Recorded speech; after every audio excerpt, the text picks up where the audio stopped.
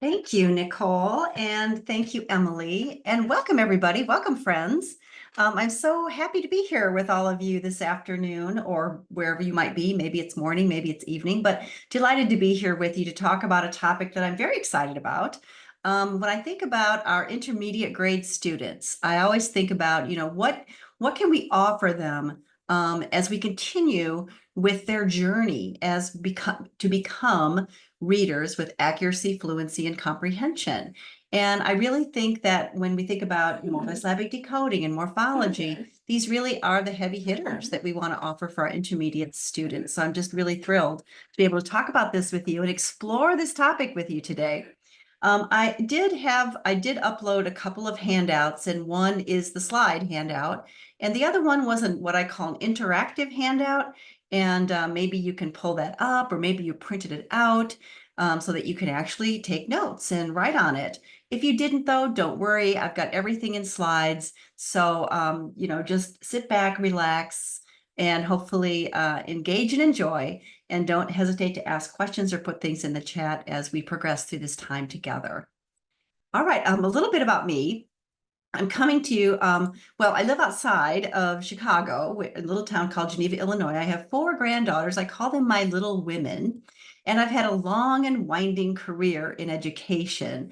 And I've been really fortunate because my career and my passion have truly come together. I've been a teacher, I've been an administrator, but my true love has been professional learning around the topic of literacy. And I actually have a mission statement on the wall of my office that says that I want to contribute in the best way I can to ensure that all children learn to read joyfully, enabling them to flourish as literate citizens of the 21st century. And I'm guessing that you share that mission with me, or you wouldn't be doing the work you're doing. And I'm very, very grateful to each and every one of you who is tuning in today, because I know you are doing the work that needs to be done to fulfill this mission. And, I chose those words very carefully. I chose joyfully, I chose flourish, because I feel very fortunate that I have had the opportunity to lead a literate life and to really reap the rewards of leading a literate life. And this is what I want for all of our students. And again, thank you for the work that you're doing.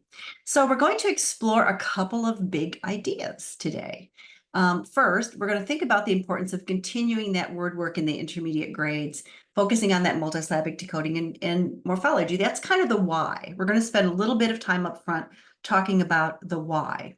And then we are going to move into some practical ways to support our students' ability to decode and define words using those 2 strategies.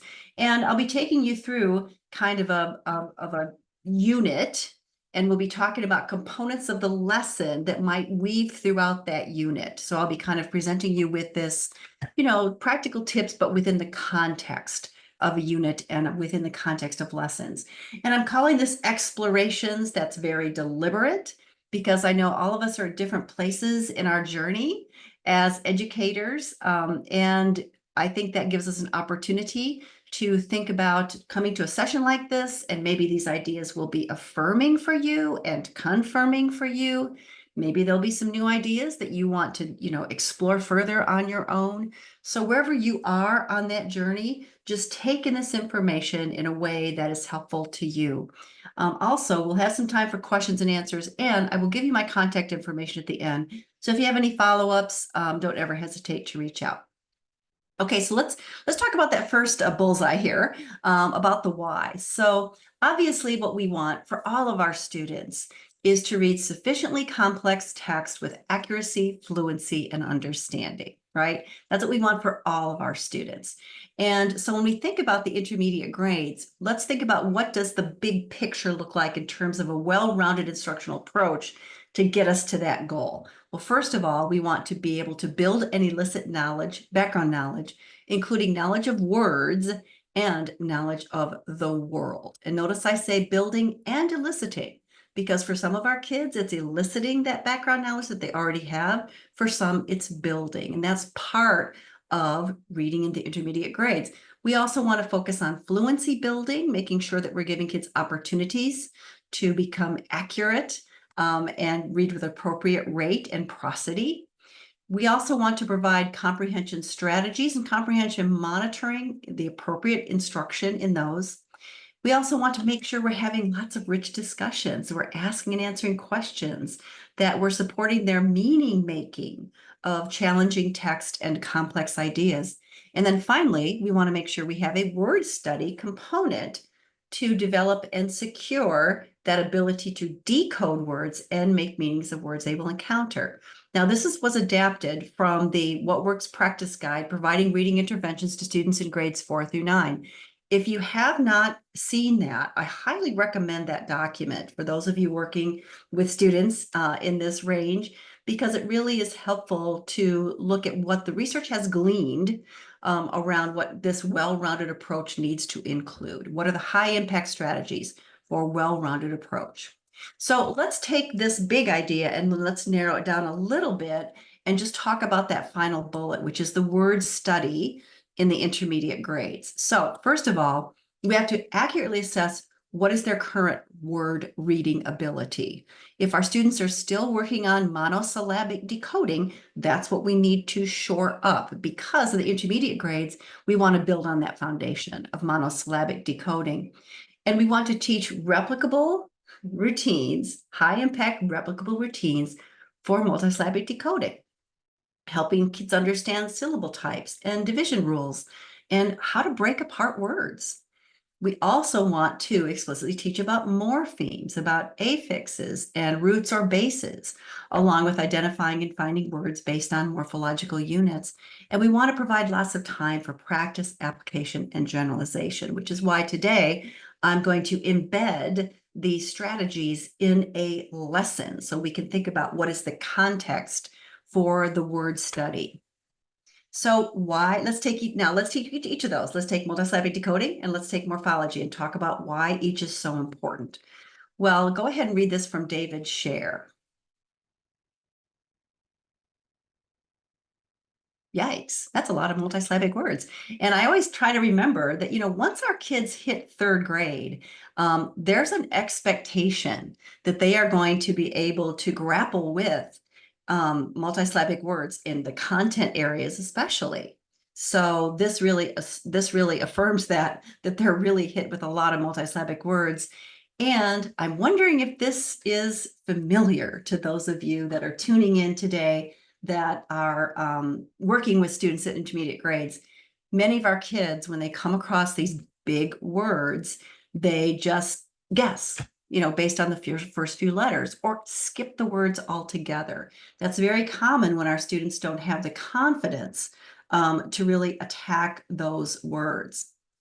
Oopsie, there we go. And without the ability to decode these words, this is kind of Captain Obvious, but without the ability to decode these words, they're going to not comprehend what they read. But somebody did a research study on that one. Okay, so that's why multisyllabic decoding is important to teach. What about morphology? Well, research shows that skilled readers do this. They map that spelling and that meaning using those meaningful units. And there's a high effect size for teaching morphological awareness. Obviously, when students are morphologically aware, that's going to improve their vocabulary and also their comprehension and their writing. So when we think about these two components of word study, they're incredibly important. Now, I want you to go ahead and read this to yourself because it's a lot for me to read to you, and I'm sure that you can all capably read this.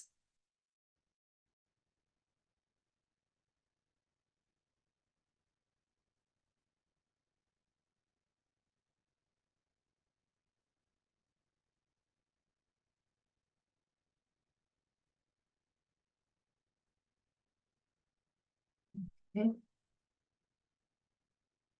So it's really important to remember that although the majority of words are what we call polysyllabic and morphemic, that number of words does increase as they advance through the grades. So it's really important to teach both and the reason I put this up here is because I have received questions from people, and these are great questions, is do we just teach morphology? Do they really need to understand multi-syllable decoding as well? So I think this attests to the fact that both are important.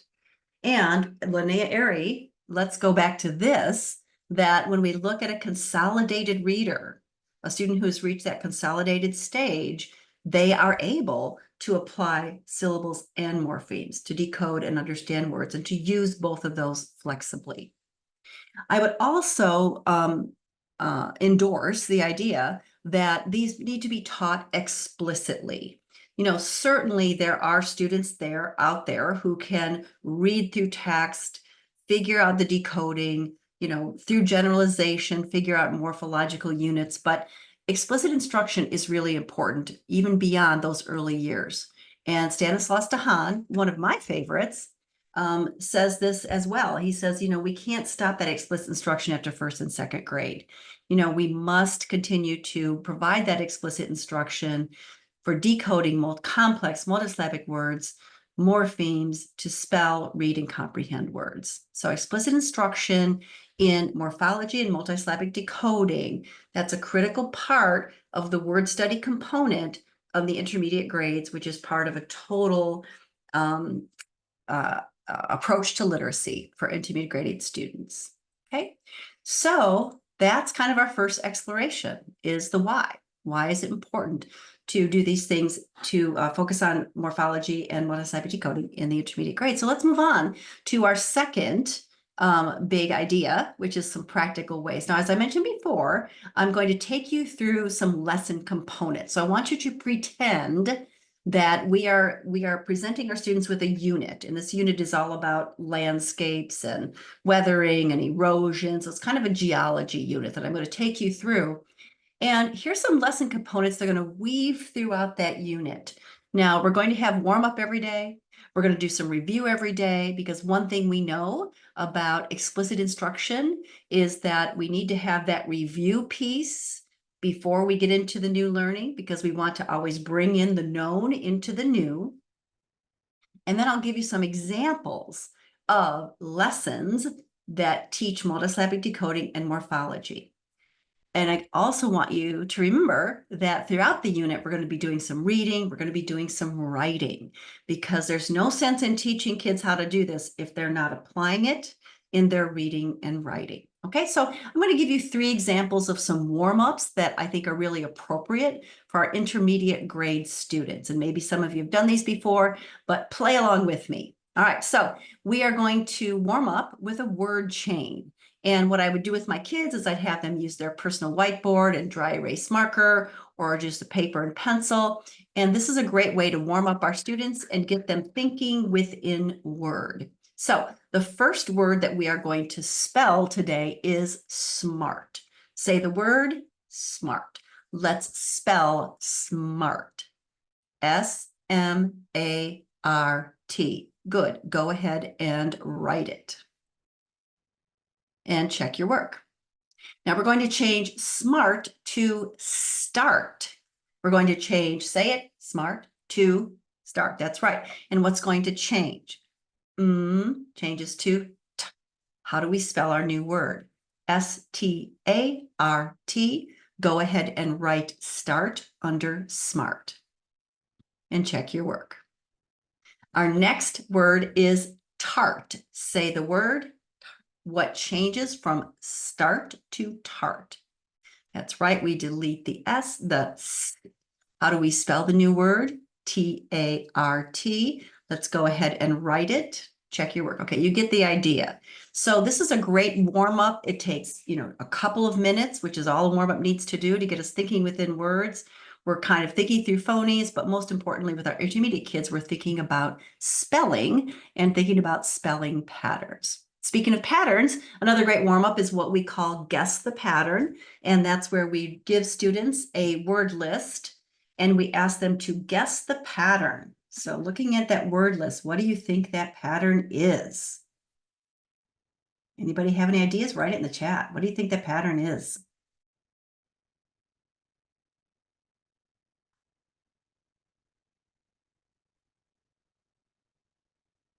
We have the floss roll, the floss words. Now, why can't I see that? I'm not. It's direct messages to us, so. Oh, okay. Yeah. All right, very good. Yes. There's a role. I was looking in the chat and I'm like, well, I know there's some people that have tuned in today that know this for sure. Yeah, absolutely. It's the words with a double final consonant, or what we call the floss rule. Very good.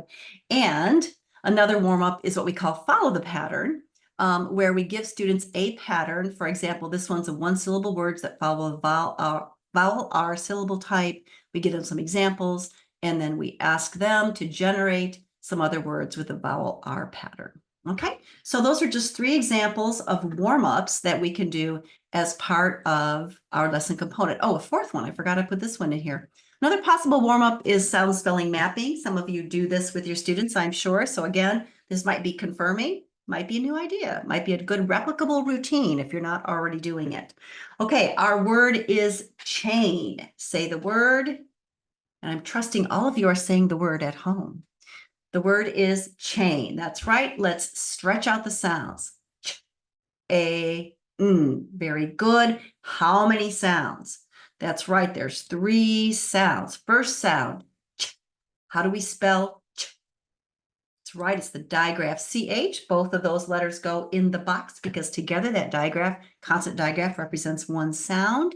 Second sound, A. I'm going to show you the pattern for A in the word chain. We spell it with the AI pattern, the vowel digraph AI. And finally, I know you know this one. How do you spell That's right. It's the letter N. Very good. Okay, so those are just some examples of warm-ups. If those are ones that you haven't used before, give them a shot. See what you think. All right, next step in our lesson plan is we're going to move into our review. Now, this particular review, we are going to review the 6 syllable types. Now, I'm calling this review because, again, I'm working with this mythical group that I'm working with are 4th and 5th graders, 4th and or 5th graders. So I'm going to assume that they've already learned the syllable types. We're going to review them by what I like to call a call and response. And this is where I will say the syllable type, students will respond with the syllable type, together we'll read the pattern, they will tell me the vowel sound, and together we'll make the gesture. So syllable type closed, pattern, type closed. Let's read the pattern together. One vowel followed by one or more consonants. What type of vowel sound? That's right, it's short. Let's make the gesture together. Very good. Silent E, syllable type, silent E. Read it together. One vowel followed by one consonant and an E at the end. Vowel sound, that's right, it's long. Gesture. Okay, so I'm not going to go through all of these because you can certainly read them to yourself, but the idea is to review what the students have already learned. Now, if your students have not learned the syllable types, this would be first learning, but I'm going to assume for the purposes of this lesson, of this unit, that my students already have learned the basic syllable types. Now, we're going to then go ahead and take them through the process of identifying syllable types. So look at the syllable. What do you do first? That's right, you touch the vowel. So let's touch the vowel. How many vowels? There's one vowel. What is our syllable type? That's right, it's closed. How do you know? It's one vowel followed by one or more consonants. What is the vowel sound? Ah. Syllable type, read the syllable. Track. And where does this syllable go on our syllable type chart? That's right, it goes under closed. Right. Now, guess what? You get a chance to review some of these syllable types yourself and just do a couple, just play along with me. If you do have that interactive handout, if you either have it up in front of you or if you downloaded it, this will be on the interactive handout for you. But if you don't, that's okay. Go ahead and take a look at these syllables that I put on the side of this chart, and then just to yourself, think about what syllable type are each of these. Now, I know it's easy for you just to go, oh, that's, vowel team, that's open. But really think about the process you want your kids to go through, which is to find the vowel, look at what's around the vowel, figure out the syllable type, Why is it that syllable type? And the gesture is not necessary, but we just use those at 95% group. We find them really helpful for many of our kids. So I'm just going to give you a minute to go ahead and just do as many of these as you want, right? And then we'll check our work in a moment.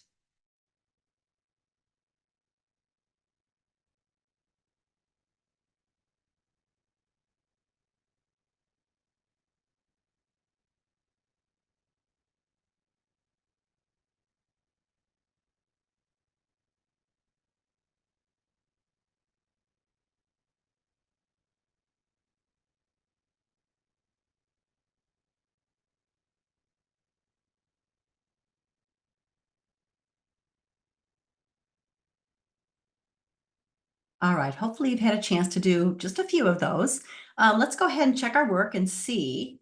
This is just a word sort, which makes a great review.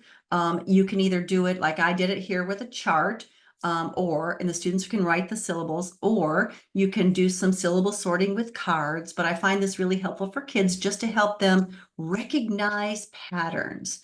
And that's why syllable work is so important, because students are recognizing patterns. And, I was listening to a really great webinar recently with Devin Kearns, and he was talking about just the importance of review, just the importance of number of practice opportunities for kids to really start to just know automatically what these are. Okay, so go ahead and just take a look. The other thing that I am going to assume that you all, as my class, have learned is our little friend schwa. Now, schwa, as you know, is an unaccented it or up sound, and there's some rules around when the schwa comes into play. The one thing that's really important, I think, to tell our kids is that sometimes you have to be flexible in the pronunciation, and you have to flex the vowel.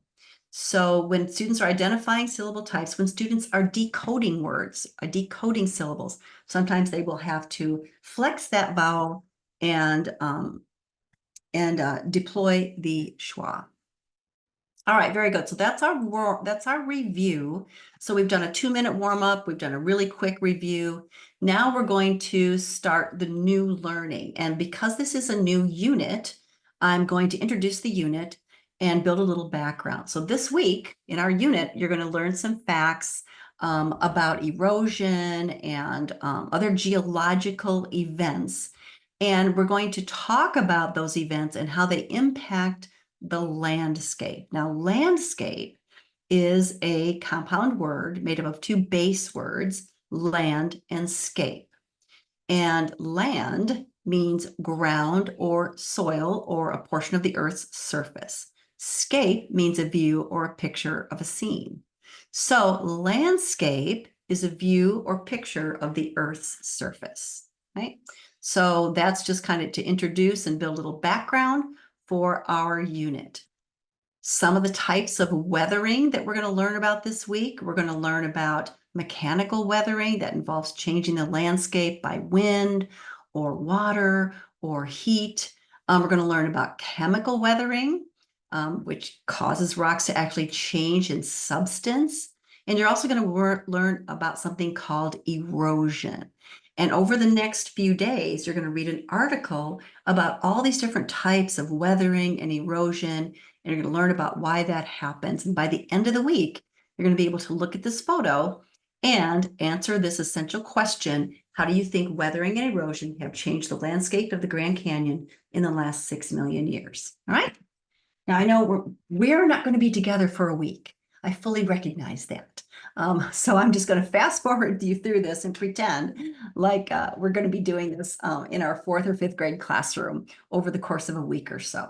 All right, so we've done our warm-up, we did our review, we introduced and built a little background to get us started with our unit. Now, in order to read the selection that we're going to read, these are the words that we are going to have to know. And some of these are probably unfamiliar words to you. So we're going to practice dividing these words into syllables so that we can decode or read these words. Now, to do that, let's go back over our simple division rules. So this is just a poster that I would use with my students to explain what are some basic syllable division rules. For example, under other, it's dividing after the first vowel, and that vowel sound becomes long, but sometimes that doesn't work. And you have to divide after the consonant, and the vowel sound becomes short. But the first one is the more common. So always try that first, ladies and gentlemen. There's a rule around the fact that you don't want to disrupt the LE when you divide syllables. Also, make sure the consonant LE. Also, we talk about how we don't want to divide blends. We don't want to divide digraphs. So syllable division is not perfect, but there are some kind of basic understandings that our kids can utilize when they come to some big words. Now, I mentioned this webinar that I listened to with Devin Kearns, and he talked about, some people say, we don't have to teach these rules because they're not really 100% accurate, obviously. But I do want to offer this from the Reading League Journal in 2022. So one of the reasons people say teaching division rules is not important is because they say it's time consuming and it's metalinguistic. In other words, it takes reader away from the core reading and has them analyze the language. The other reason is there's no clear empirical data around whether this is really important or not. There have been programs and approaches that include both syllable division rules and not, and they've both shown positive effects on student achievement. So I think the jury's still out in terms of, do we have to teach division rules? But what I've heard over and over from teachers is they do offer a way to get our kids started. Remember, so many of our kids look at these big words and they're like, I don't know, I'm just going to skip over this because I don't know what to do. So division rules really does give our kids a way to get started. Okay. I also want to introduce this to you. This is called echelon, and this stands for every syllable has at least one vowel. We underline the vowels. We join vowel teams together to make one vowel sound. We identify those known word parts, count the number of word parts to expect, break the word into parts for decoding, and try pronouncing the word, being flexible with the vowel sounds. So, that's just kind of an overview of, how do we teach kids a system for unlocking a big word. And I like echelon. I think that's a nice way to look at it. The other thing that I think is important to remember is sometimes there's a difference, quite often there's a difference between a morpheme and a syllable. So for example, ION is a suffix that means active, state of, or result of. Sometimes, though, we see the syllable TION or SION that really contains that morpheme. So it means the same thing. However, when we divide it morphologically, the ION is that meaningful unit. When we divide it by syllables, the T and the S stick together to the ION, and those are considered irregular syllables. Okay, so let me show you this process that we can take our kids through. Again, they see this word, it's a big word. I don't know what to do. So the first thing we ask them to do is that echelon, right, is identify the vowels and underline the vowels. So the first thing we do is we underline the vowels, and remember, when vowel teams are together, they stick together. So we have 3 underlines. So how many syllables is that? Because every syllable contains a vowel. That's right, there's 3 syllables. What do we do first? Well, we're going to look at the first 2 vowels, and then we figure out how are we going to divide the word between those first 2 vowels. Well, there's 3 letters. What do we do when there's 3 letters? Oh, but 2 of those make a blend, the TR. Remember, we got to keep those blends together. So we're going to divide right between the N and the TR, right? So what's the first syllable type? That's right, it is a closed syllable. So let's read that first syllable. Come. Very good. Now let's look at the next 2 underlines, the next 2 vowels. And what do we have between them? We have 2 consonants. So this is an easy one. What's the rule? We divide between the 2 consonants. Very good. So what's our second syllable type? That's right, it's also closed. Vowel sound, let's read it together, track. And then remember that last syllable, that irregular syllable, it's pronounced shun. Very good. So let's read the whole word, contraction. Very good. All right, let's try another one together. Let's underline the vowels so we can see how many vowels we're dealing with here. Echelab, we've got 1, 2, 3, and then, oh, there's that pesky little team there that has to stay together. All right, let's take a look at the first two vowels. Where do we divide between those where do we divide those consonants? Between the two consonants, that's right. First syllable, close, read, frag. Second syllable, where do we divide? Again, between the consonants. Second syllable, closed, men. Third syllable, where are we going to divide? Remember, the T-I-O-N has to stay together. So we're going to divide it there. Syllable type, it's open. Vowel sound, A. Let's read the syllable, te, and last syllable, shun. Right? That's that irregular one. Let's read the whole word, fragmentation.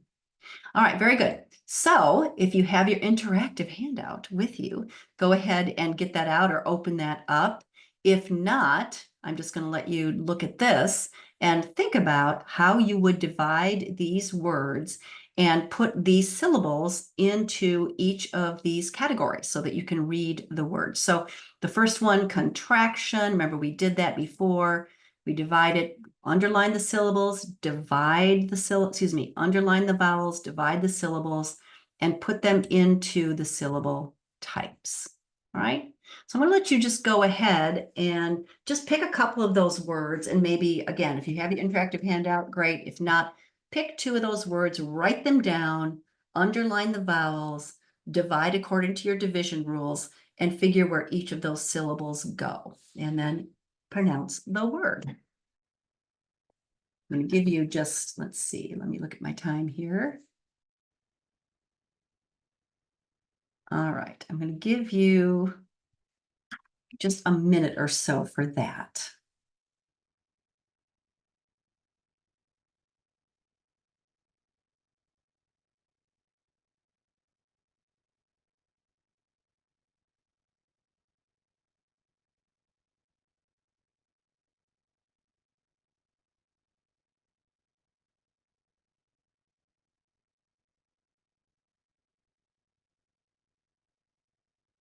Laura, while we're waiting, we did have a question in chat about that protocol. Is there a way that we could get that put on the screen again? Sure. Let me go back.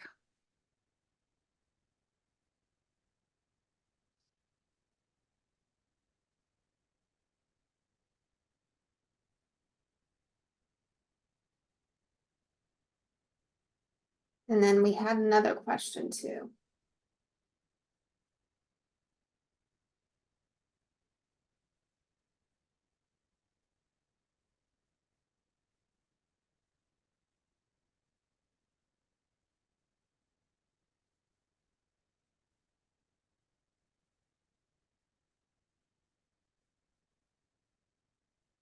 Okay, so hopefully you had a chance to do a couple of these.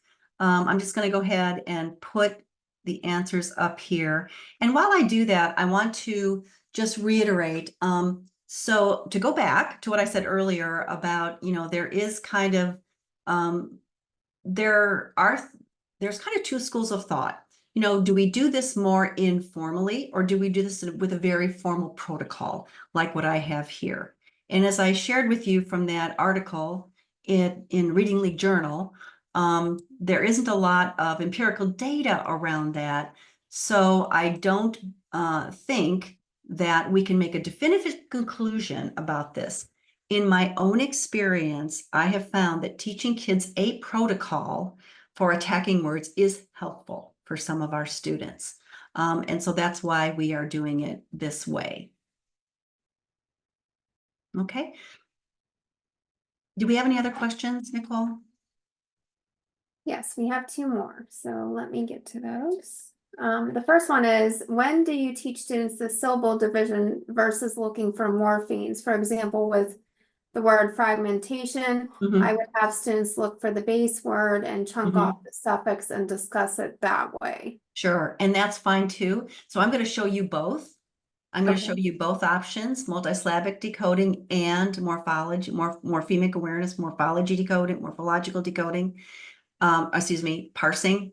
And the reason, again, I'm showing you both to go back to that, the why slides that I showed you at the beginning of the presentation, is that we want kids to have both as flexible options for strategizing their words, because not all polysyllabic words are also polyphonemic. Okay. Okay. Next question, can you recommend a screener to identify student needs? You know what? Let me get back to you on that, because I actually have a slide that has some assessments.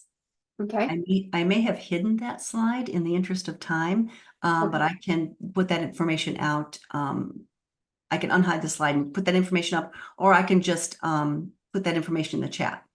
Okay. Okay. And then, there's another one. Yeah. They're popping up now. Does this process take extremely long with students who have language impairment? Seems like words such as consonants, vowels, open, closed, irregular, between, first, ending, etc., could impede this. How do you pace through? Yeah, and I think what I'm taking you through today is kind of a lot of different options. You certainly would want to start with teaching kids, for example, just monosyllabic decoding, and you'd want to focus on closed, and then you'd want to move to silent, open, silent E, but spend time on each of those to build up kids' stamina with just that monosyllabic decoding. So what I'm throwing at you is definitely not designed to say we teach. This is not initial teaching of all of these at one time. I hope that answers the question. Okay. Okay. Yeah, there's a couple more, but do you want to continue and then we can Yeah, add let's go these on, ones because in? I might answer the questions as we keep Yeah. going. Okay. Okay, all right, very good. So the next thing I would do with my students is we've decoded these words, but we want to make sure to help kids develop that word level fluency. So then I would go back to what we have decoded and have kids just do some language, just some word level language drilling, right? So I would go back through our word list and have them just read these words to make sure that we're putting the words back together, right? We're not just pulling apart words, we're putting them back together, because I want my kids to develop that word level accuracy and word level automaticity with these big words. Another aspect of this lesson that I think is really important is that we're not just doing decoding, but we're also doing encoding, because that's really part of our word work as well. How are we spelling these words?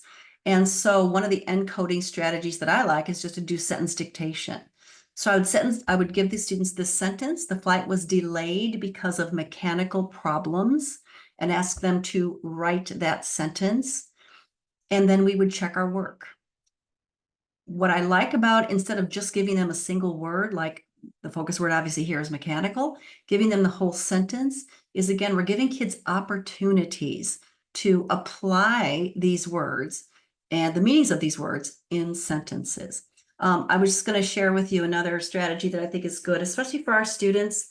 Maybe not all of our students, but sometimes in our small groups, this is really helpful, is to not just show them the proper spelling of each of those words in their encoding exercise, in their sentence dictation, but also to then go through and spell each word. The word is the. Let's spell the word the. T-H-E. Very good. Flight. F-L-I-G-H-T. And if kids don't have that spelled correctly, they can just write the word above it. They can just write the correct spelling above. But I find it helpful to take our kids through each of these words, spell each of these words, and have those kids just kind of put a little dot under each of these letters. If they don't have it spelled correctly, that's okay. They can write it above, right? But it's another example of that explicit instruction through the encoding process. Okay, so We've done a warm-up together. We have done a review together. I've shown you some ideas around that multisyllabic decoding using a very strict protocol, but I also showed you the kind of echelon, a little more informal procedure for chunking. We've done some background building. Now we're going to take some time to do some reading. So if you have your interactive handout, this actual selection is for you on page 5. And I'm just going to give you some options of what I might do with my students as part of the process of this learning through the unit and applying their multisyllabic words that they're learning. So one option is to just divide this reading up into chunks. And in one of those chunks, ask kids to do a little annotation. This is where we have our students go through and read the selection. And in this case, for example, I might say, boys and girls, let's just read let's just read sections 1 through 20. And I want you to put a star next to something that's important to you. Put a question mark next to something that you have a question about. Put a C if you've made a connection, or underline a word that you can't decode. And this is real, or that you don't know the meaning of. This is really instructive to me, because as I see that kids underline words, that helps me pull words out for the next lesson. All right, so that's just an example of one of the options that you can offer your students for the reading part of the unit. All right, I want you to just pause here for a minute, and you don't have to write anything in the chat, but I want you just to take a moment to think about, okay, so we've done a warm-up, we've done a review. Why are those important? Where have you seen explicit instruction in what I've shown you so far? In addition to reading at the word level, right? Just those word level drills. Why is passage reading important? And, well, you didn't actually do this because we're kind of clipping through here pretty quickly, but how do you think annotation might be helpful for students? So go ahead and just kind of reflect on those things. We'll give you 1 minute to just reflect. You don't have to write anything down. You have to put anything in the chat. Just kind of think about that.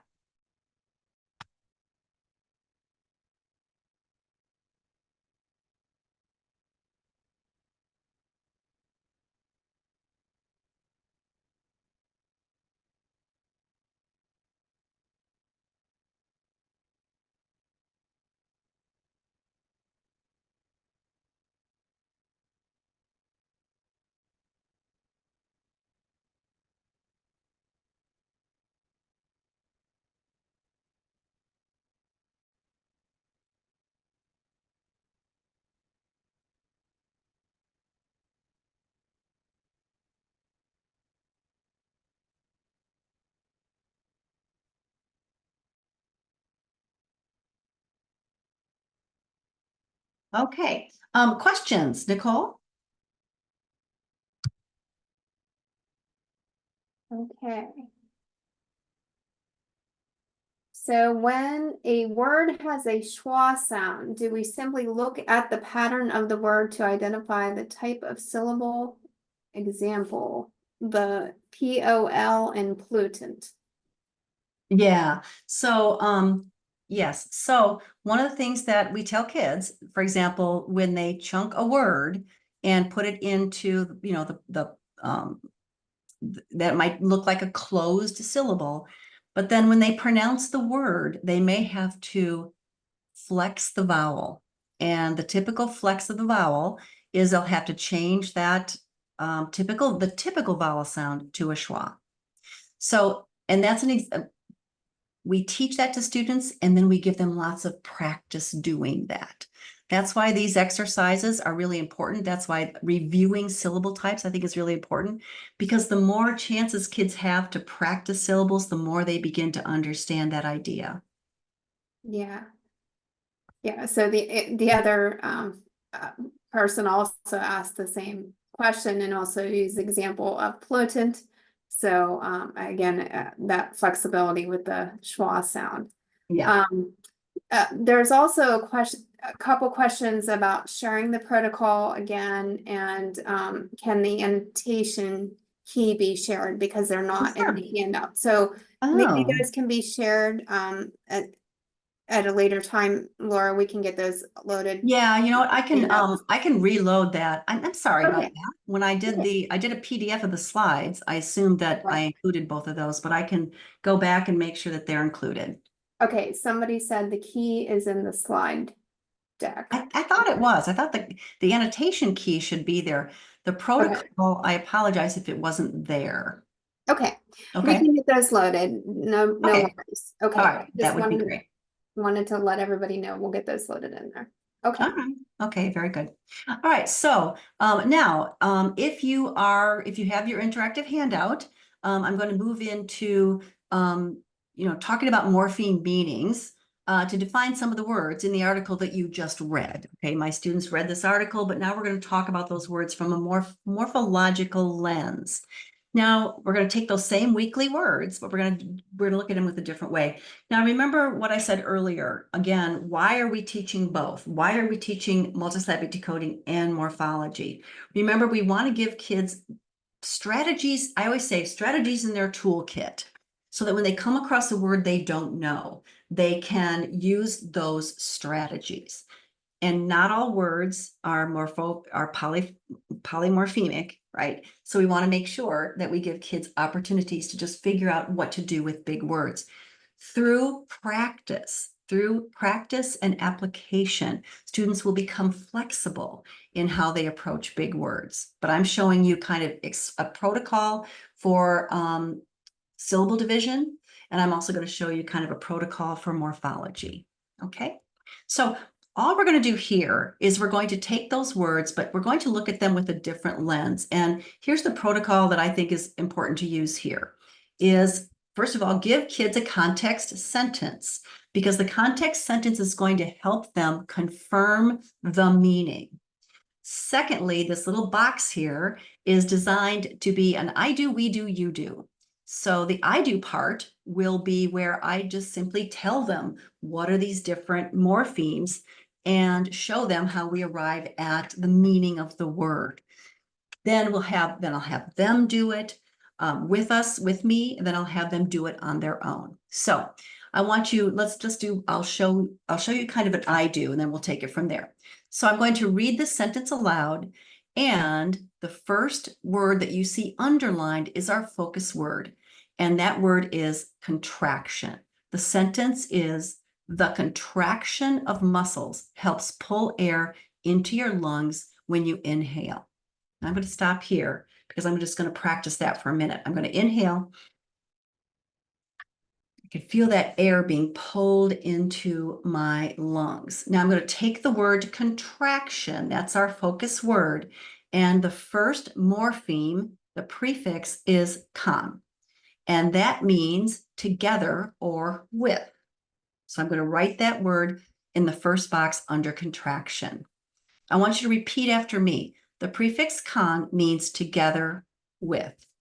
The prefix con means together with. Good. The next morpheme in the word is tract.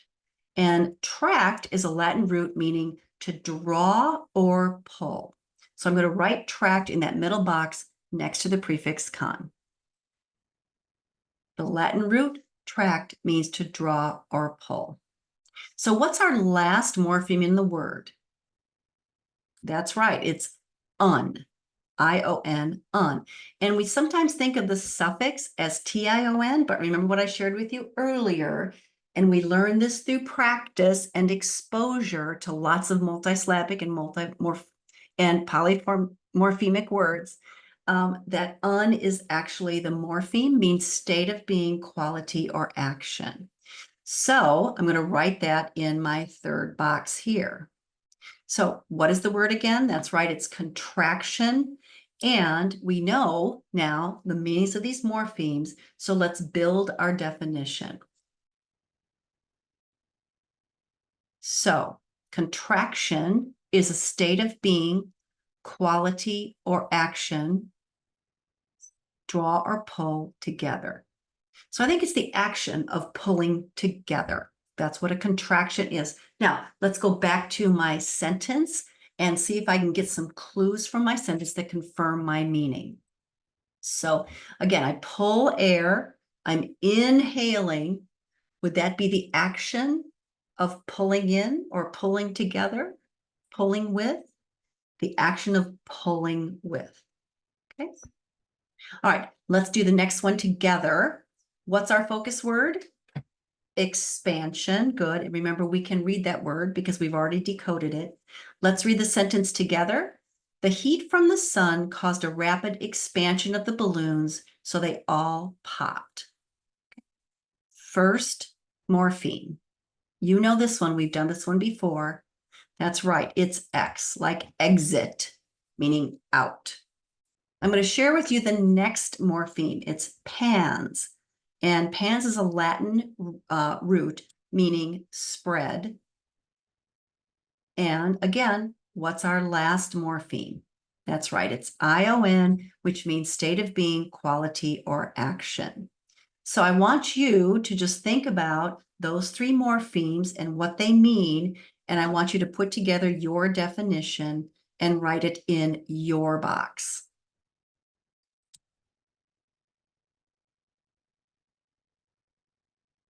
All right, now that you've written your definition, let's go back to our context sentence and let's see if there's any clues that help us. So the heat of the sun caused the expansion of the balloons. Okay, so the heat caused expansion, and when balloons expand, they pop. So expansion, if you came up with a definition like this, that is correct.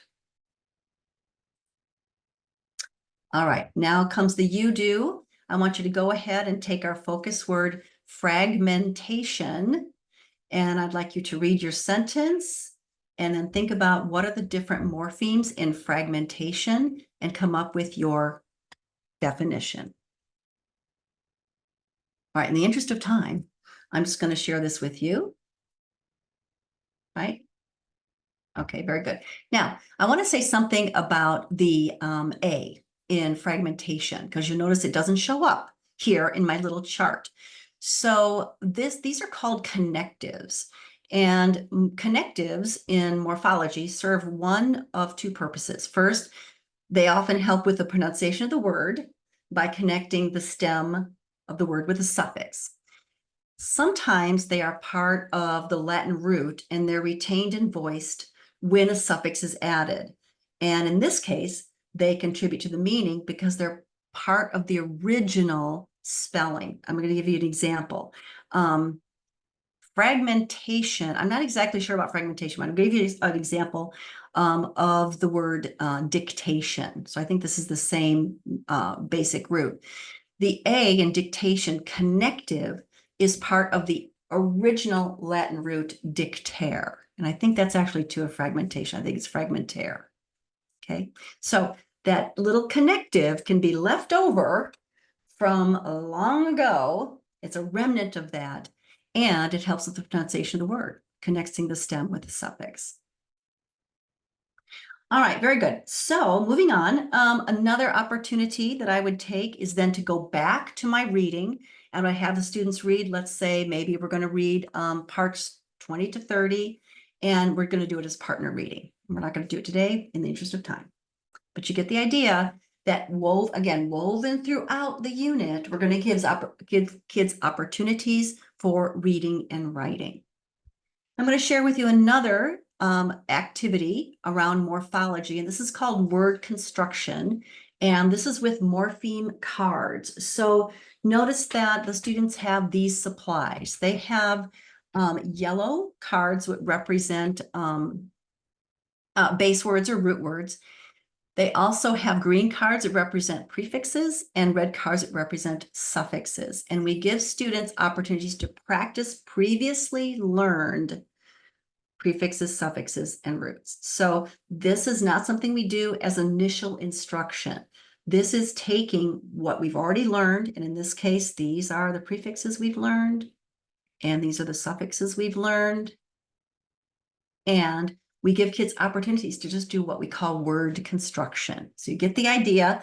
We're going to make sure that our kids know with their little morpheme mat here, We have 4 squares, and they can just put the cards in different places and figure out what are some words that you can make? What are some words that you can construct with these particular roots, right?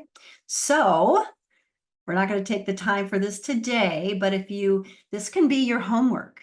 If you have the interactive handout or just on a piece of paper, you can just take those two and then all the prefixes and suffixes that I gave you and put together some words, possible words.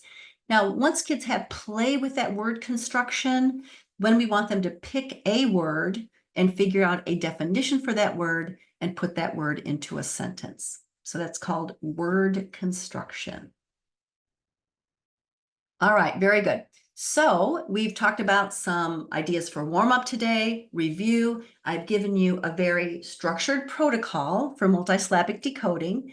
I've given you a protocol for teaching morphology, but then also a practice opportunity with word construction. And we've done reading throughout this unit so that we're applying those words and meanings into our construction of meaning of a full text. Now I'm just going to give you quickly some options for response to reading. So again, at the beginning of the unit, I shared with you, we're going to learn all these different types of weathering and as well as erosion. So some of the possible responses to reading might be something like this. What is the difference between mechanical and chemical weathering? Some of our students could answer an open-ended question like this, but to offer a differentiation, we might give our students a sentence stem. That might be helpful for some of our students to have a sentence frame or a sentence stem. That's one option.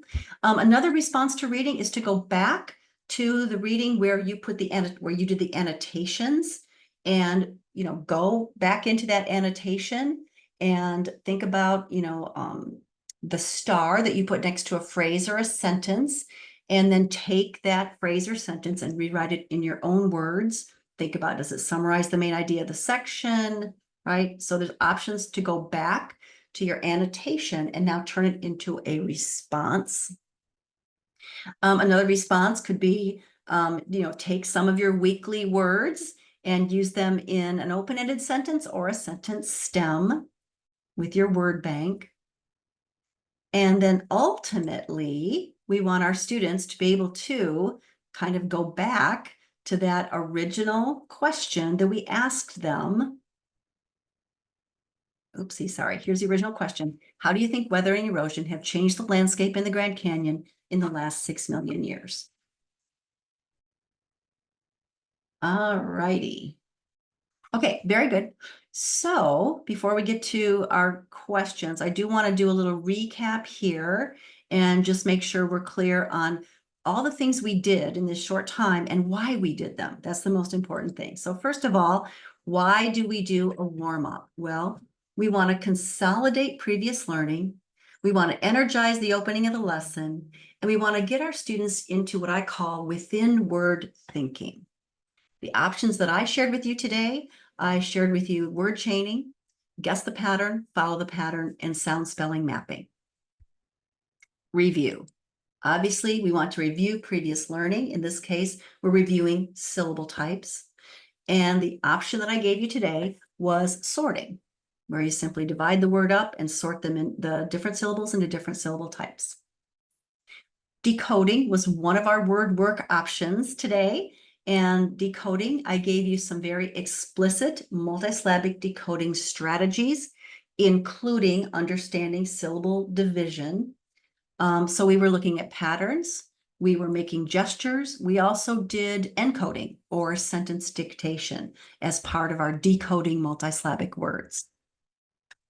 I also offered you a protocol for teaching morphology, and I also offered you a practice opportunity for that, because we really want to make sure that we are determining meanings of words through meaningful word parts. That's the purpose. That's why we're teaching kids that. The reading is because we want to make sure to set a purpose. We want to make sure to practice the application and provide opportunities for kids to just practice those words for accuracy and meaning. The options I shared with you today are word level, partner reading, and annotating. And then finally, this last part, I know we went really quickly through this, but response to reading is part of our unit as well. And that's because we want to, first of all, it gives us an opportunity to check for comprehension. And it also gives our students a chance to really consolidate and extend their learning through writing. So I gave you just really quickly some prompts, some reflections, some ideas for summarizing. All right, now speaking of reflection, I do want to give you a moment. I know we are just about out of time, but I'd like to give you a minute for you to think. I would encourage you to write, but you certainly don't have to. But think about, what are some takeaways from today's session? And what are areas that you'd like to explore more deeply? Because this was kind of an overview session, but was there something you want to explore more deeply? I'm going to give you a minute to reflect on those two questions.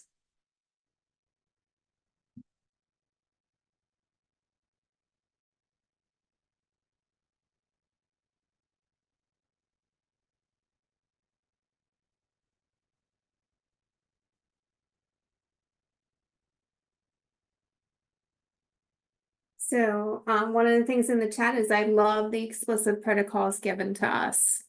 Oh, good, thanks. And and again, I want to make it really clear. I am sharing with you things that I think have been really helpful in the explicit instruction, structured way of teaching kids these different ways of looking at big words. Do all of our kids need a really explicit protocol like that? Perhaps not. Perhaps there's a more informal way to chunk words, which is fine. But I think it's also important for us to have that in our teacher toolkits, right? How do we make it more explicit for our kids who need it? How do we make sure we're building in lots of review so that kids start to understand these things just through that review, right? I think that's really important. We have another person that is moving to a literacy coach position next year, and they're hoping to share that this with their grade 3 through 5 teachers. We have one person that's asking, how are the weekly focus words chosen? And are they the most important words for understanding the meaning of text? Yeah, let me answer that one. And also, I'm not going to forget here. I'm going to reload this handout, and in that, I'll make sure to include that list of assessments because somebody earlier asked about assessments. It was the assessment slide and also was it the syllable division? Yeah, the protocols. Yeah, got it. Okay, but let me answer that last question. Yeah. What was it again? I'm too busy writing something down here. Yeah. How are the weekly focus words chosen, and yeah. are they the most important words for understanding the meaning of text? Yes. So, yes, we want to make sure that we're choosing words that are critical to the meaning of the text. So, as I shared with you earlier, the purpose of this selection was for students to understand weathering and erosion and impacts on landscape. So you notice that those words that were part of that selection were critical for that essential understanding. So we really want to start with what's the meaning that we want kids to glean, and then what words are going to present themselves that we can utilize for teaching these strategies. I did this particular example last week, maybe 2 weeks ago, I can't remember, but I had some high school teachers in the session. And one of them said, as a high school, she's a chemistry teacher. She said, this is really important. She said, I have a lot of kids that are in my high school chemistry class that don't have understandings of many of the morphemes that are common in the sciences. And this is just helpful for her as a teacher to have some ways to help kids really unlock this. She also said, and I think this is really true of all of us, one reason I'm really, excited about this topic is because many of us did not have any, any background in this coming, in our teacher preparation program. I think that's a fairly common thing that I hear from teachers as well. And so we have to think about how are we learning alongside of our kids sometimes. Absolutely. Yeah. Okay, this one says, I love the use of gestures, and I think that the word chains will be really helpful as a warm-up for me on the days of reading intervention that we work on spelling. Um, do you have a list of morphemes that are appropriate to focus on for various grade levels? That was Well, some, I'm gonna share a resource with you. Now I'm sure there's a website that you can get, a list of morphemes, but I'm gonna share this resource with you. Some of you might know Deb Glazer and her book Morpheme Magic. And it's real that book is really designed for students, I would say third grade on up, and she does a really nice job of giving you as a teacher an understanding of what are the common morphemes that we want our kids to know. What's the meaning, what's the etymology, what's some sentences we can use to teach our kids these morphemes. And then she also has a book called Morphemes for Little Ones. It's for K3, just recognizing that even with our young students, when we teach them plurals, we're teaching them about morphemes. So I think this is a great resource for you. It is part of 95% group, so you can get it, through us. But also, again, I would encourage you, there's probably places, and I don't know, maybe some of you know of places where you can get morpheme lists as well, that you could, if any of you know of that, put it in the chat for other people. okay. So I'm looking forward to using this with my students who are having difficulty with decoding. Yeah. I am going to work on creating a better way to make annotation meaningful for my students after reading. I appreciate how systematic the protocol is for teaching vocabulary to the intermediate grades and how it provided options and ideas for each component. Always tier 3 words for selection was kind of a question. So do you Yeah, want to speak to that? not necessarily. I mean, I think there's, words that would be considered, tier 2 words, more high utility words that are still going to benefit from this. So, I don't think you necessarily have to choose I chose for this example, I chose, content specific words, which would be, relatively, specialized for this content, but I don't think that's a general rule of thumb we have to follow. Thank you for the wonderful information. I'm moving into a new title position and will be working with K through 6. All my experiences with K through 2, so I appreciate the strategies to help me when working with small groups of older students. I love the emphasis on this work as related to decoding and encoding around connected text. Kudos. I think this is one reason we should not compartmentalize in the elementary. There are a list of the most common morphemes all over the internet. Yeah. William Van Cleve is a great resource Mhm. for morpheme work. God rest his soul. And somebody put in the chat, so I'm going to put that out to everyone. His website. Yes, thank you for that. And I'm trying to think of it. I just can't recall the name of the website. I think it might be just etymology.com. Um, but somebody can correct me if I'm wrong on that in the chat, or tell our I think it's lovely hostess. Etym Online, ETYM Online. Etym Online, ETYM Online. Thank you, Emily. Okay. That's why we're all in this together, people. Yes. Um, okay, and then I'm trying to think. I love all this information. I would love to see teachers model some of these strategies or a lesson with actual students. Is that something that is available online or through 95% group? Oh, that's a great question. I'm trying to think if we have anything outside. We don't have anything outside of our top 10 tools course, which is a comprehensive course, which is Deb Glazer's original work, but now it's 95% group. But I don't think we have anything outside of that. Although, you know what, check Facebook group, Morpheme Magic Facebook group. There should be some options for you there. Okay. All right. All right.